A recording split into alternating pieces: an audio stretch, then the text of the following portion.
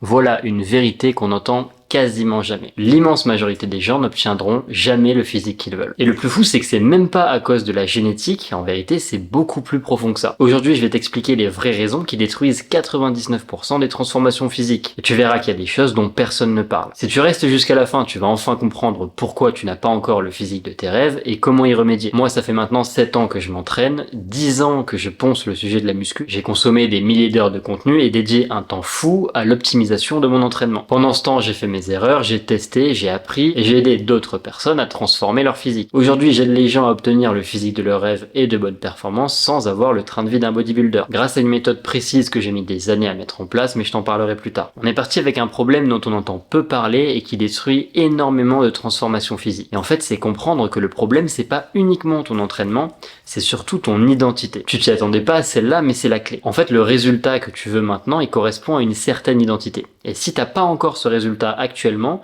c'est que t'as pas encore l'identité nécessaire pour avoir le résultat qui va avec. En fait, souvent les gens associent le résultat avec certaines actions, par exemple le fait de s'entraîner, et c'est sûr pour avoir un bon physique, il faut s'entraîner, ça fait partie du truc, mais c'est pas tout. Le problème avec cette façon de penser, c'est que tu vas aller 2-3 fois à la salle de sport, tu vas voir qu'en fait, t'as pas encore de résultats parce que les bonnes choses prennent du temps, et tu vas te décourager. Parce que tu es pressé, tu fournis des efforts, mais tu vois qu'il n'y a pas encore de résultats.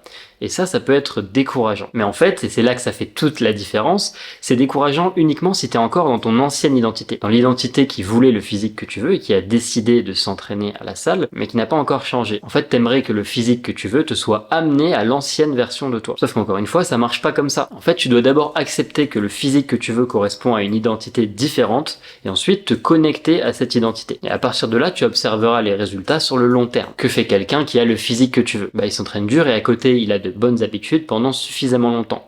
Et si tu deviens cette personne, au fur et à mesure du temps, tu auras les résultats, c'est même pas une question. Donc une fois que ça devient ta nouvelle identité, de t'entraîner dur, d'avoir des bonnes habitudes et tout ce qui va avec, les résultats vont naturellement venir. Et même si tu les vois pas à l'instant T dans le miroir, tu sais qu'ils font forcément partie du processus. Parce qu'en fait, s'entraîner dur tout en ayant des bonnes habitudes à côté et avoir un bon physique, c'est deux faces d'une même pièce qui correspondent à la même identité. Donc ça sert à rien de vouloir une transformation si tu veux rester la personne que tu étais avant de commencer cette transformation physique. En fait, ça marchera pas. C'est pour ça que les gens commencent, sont pressés, ne voient pas de résultat, puis abandonnent. En fait, ils ont refusé de lâcher leur ancienne identité. Et pour créer cette nouvelle identité dont tu as besoin, c'est très simple. Déjà, tu dois identifier exactement ce que tu veux, à quoi ressemble le physique que tu veux obtenir, et une fois que cet élément est clair dans ta tête, tu vas pouvoir te poser plusieurs questions. Comment pense cette version idéale de moi qui a déjà transformé son physique? Qu'est-ce qu'elle fait? Comment elle se comporte? Comment elle s'entraîne? Bref, tout un tas de questions qui te permettent de définir cette identité et de t'y connecter. Une fois que tu as la réponse à ces questions, tu vas simplement agir en conséquence.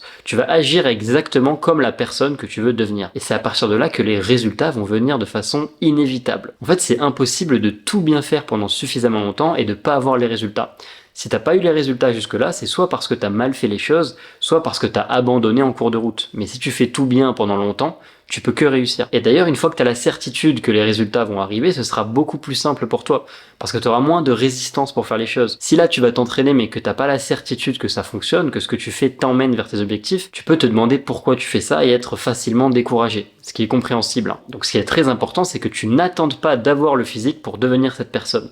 C'est toujours l'inverse. D'abord, tu deviens cette personne et ensuite, le physique viendra avec. Et si tu veux tout faire correctement, j'ai sorti ma méthode, celle dont je t'ai parlé au début. Le lien est dans la description et si tu vois cette vidéo dans les premiers jours après la sortie, tu as un énorme avantage. Tu pourras checker ça tranquillement après la vidéo. On continue. Une fois que ton identité est alignée, ton système doit être solide, évidemment. Parce que tu peux très bien sur le papier avoir les bonnes habitudes, mais mal faire ces habitudes et au final, tu fais n'importe quoi. Et là, tu risques de stagner, de te blesser ou de perdre des mois. Il faut que tu comprennes un truc primordial, c'est que ton corps, il est flemmard. En fait, il va se transformer que si tu lui donnes une raison impossible à ignorer. Tu dois lui apporter un stress qui va le pousser à se dire, si je m'adapte pas rapidement, la prochaine fois, je vais encore souffrir. Donc pour ça, évidemment, là je pense que je t'apprends rien, il faut appliquer la surcharge progressive, c'est-à-dire augmenter le stimuli avec le temps. Ça passe par plein de points, c'est pas forcément augmenter la charge, ça peut être augmenter le volume, ou alors faire le même volume avec la même charge, mais avec une exécution qui complexifie le fait de faire le mouvement. Bref, il y a plein de façons d'appliquer cette surcharge progressive. Le problème, c'est que l'immense majorité des gens, plus de 99%,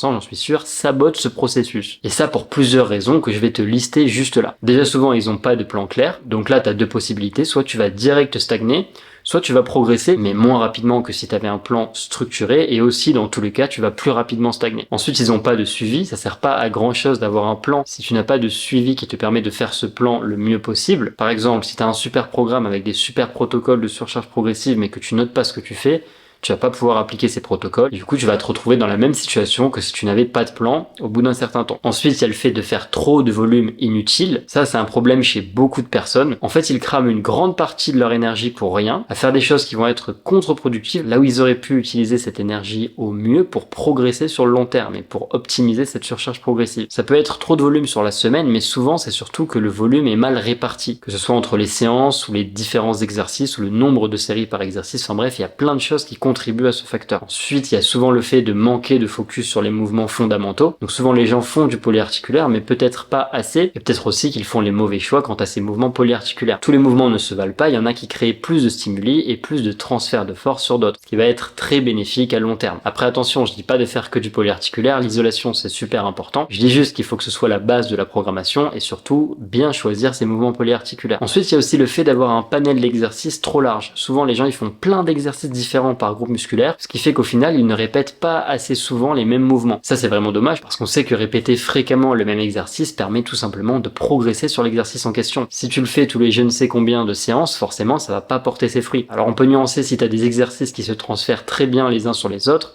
mais ça revient à avoir les bons choix d'exercices polyarticulaires.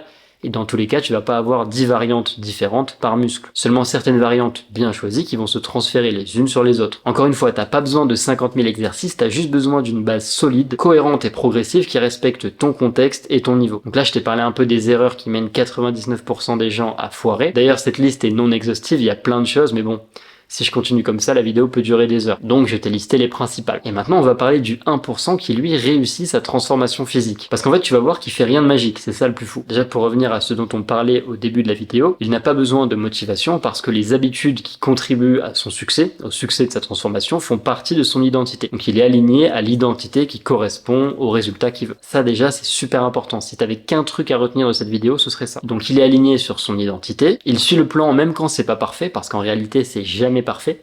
Dans la théorie, tout est beau, ton plan est parfait, le contexte aussi est parfait. Tu t'imagines que tu vas pouvoir arriver à la salle et faire ta séance tranquillement, mais il y a toujours des choses qui arrivent, peut-être que t'es pressé, un peu fatigué. Pareil sur l'alimentation, en théorie, tout est beau, tu te dis je vais manger ça, ça, ça, et au final, tu peux peut-être pas toujours le faire. Donc l'importance dans ce cadre-là, c'est de pouvoir s'adapter et de suivre le plan au mieux malgré le chaos du quotidien. De pas abandonner parce que dans la pratique, c'est jamais comme dans la théorie. C'est pas grave, hein, si tout n'est pas parfait, le plus important, c'est de s'en rapprocher le plus possible. En faisant au mieux tout ce que tu peux pour suivre ton plan. Ensuite, évidemment, ce top 1% note tout. Il a compris un principe simple, c'est que tout ce qui est mesuré augmente. Si tu mesures fréquemment quelque chose, tu es beaucoup plus à même d'agir pour que la prochaine fois que tu mesures, tu constates que ça a progressé. Et en plus de ça, comme tu le sais, ça te permet de suivre correctement ton plan. Ensuite, et ça c'est encore un élément primordial, le top 1% réduit la friction. C'est-à-dire qu'il a compris que pour avoir des résultats, c'était un marathon, pas un sprint.